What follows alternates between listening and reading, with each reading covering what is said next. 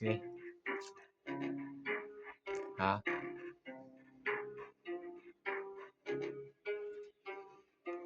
පාටියට නාපු යාළුවා එයි කියලා විශ්වාස කරන්නේ කොහොමද මගුලට ඇති දේ ඇතිදා බෙදන් කාපු යාළුවා වෙනස් නයි යතුරා මොකටද දොරක් නැති අගුලට හිතට ආවේ තරන්නේ මේ සතුට මේ තැන්ට එන්න උදව් කරේ යාළුවා වදන් මගේ අකුරට පිපාසෙන් පැන් පොද සොයන් යද්දි වතුර පොදක් හරි දුන්නේ යාළුවා සනසීමක් දැන හිතට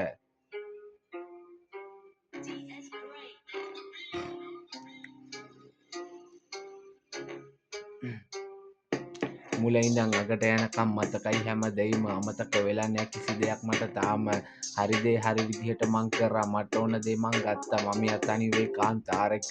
පේන මානේ දුර නොහිටියත් පේන මානේ ළඟ හිටියත් මල ගෙදරට ඒවිද මගේ වදන් වදිනේ උන්ට වැදියන් හෙනියක් ගැහුවා වගේ මට හිතුණා උඹට වදන් දෙන්න ප්‍රමාද වුණාද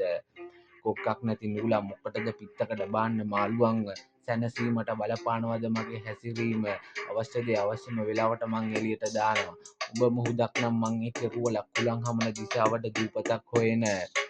රෝගයක් තමයි මට පැතිරෙන රැප් රෝගී දුර ගමනක් යන ගමන් ඉන්නේ වංගු රහිත පාරක